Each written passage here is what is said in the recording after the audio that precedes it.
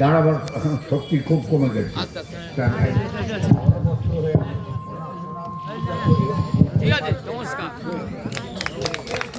এই মাটি মাটি ছুঁয়ে আপনাদের কাছে ক্ষমা করে দেবেন। একটা ভুল পথে চলে গেল এবং সেই ভুল পথে আপনাদের সঙ্গে নিয়ে গেলাম, আপনাদের কিছু আমরা করতে পারলাম না, চোখ থেকে ঠস করে জল পড়ে যায়। এই সমস্ত পরিবার স্বাধীনতা যজ্ঞে আপনারা যা দিয়েছেন, আপনাদের পরিবাররা যা দিয়েছে, ভারতবর্ষে অক্ষরে অক্ষরে লেখা আছে মহাপেটখানায় দিল্লিতে, অন্য কোথাও খুঁজে পাবেন না।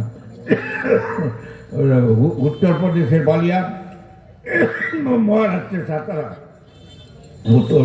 মহারাষ্ট্রের সাতারা, উত্তরপ্রদেশের বালিয়া, আর আপনার কাঁথি, আপনার মেদিনীপুর, এই জেলা মেদিনীপুর, সব দিয়ে গেছে, সব দিয়ে গেছে, কিচ্ছু পাননি আপনারা।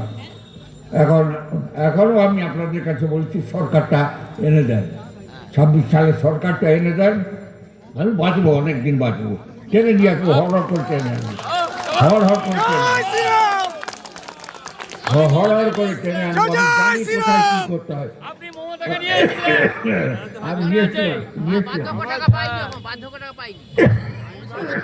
বার্ধক্য ভাতাটা আপনারা একটা ছোটোখাটো ব্যাপার, আপনারা প্রধান সঙ্গে কথা বলবেন, আমি ওইসব কথা বলিনি।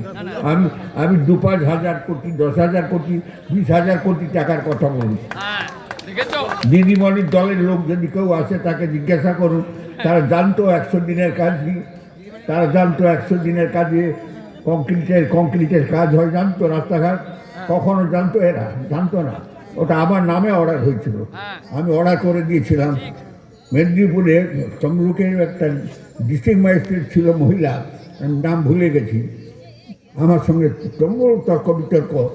এই যে কংক্রিটের রাস্তা, এটা আমার নামে অর্ডার হয়েছিল।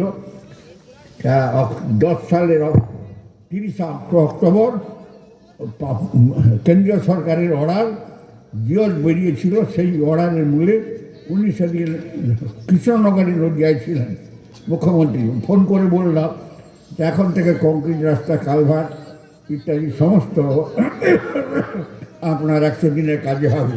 তো সেসব দিন চলে গেছে, এর দ্বারা কোনো কাজ হবে না। উনি কিচ্ছু জানেন না, চুরিটা ভালো করে জানেন, কিচ্ছু জানেন না, চুরিটা ভালো করে জানেন।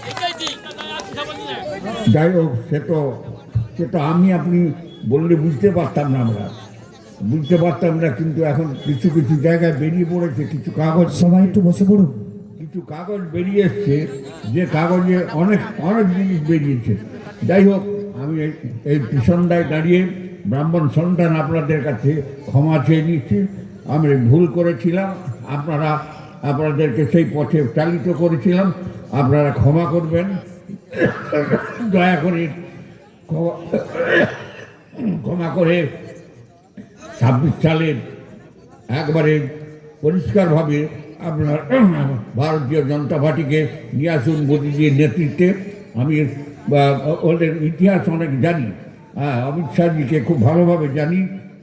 আমি আপনাদের কাছে শপথ করতে বলেছি, আমাদের এই এলাকার বহু উন্নয়ন হবে এবং সেই উন্নয়ন আপনারা কখনো দেখেন। কেউ বলছেন লক্ষ্মীর ভাণ্ডার, কি বলছেন বার্ধক্য ভাতা, এসব জিনিস একবারে আর কখনো পাবেন না। এটা বলে দিয়েছে, এমএলএ বলেছে 1000 কোটি টাকা দেনা। আমরা তো নাচতাম ছেলেদের নিয়ে।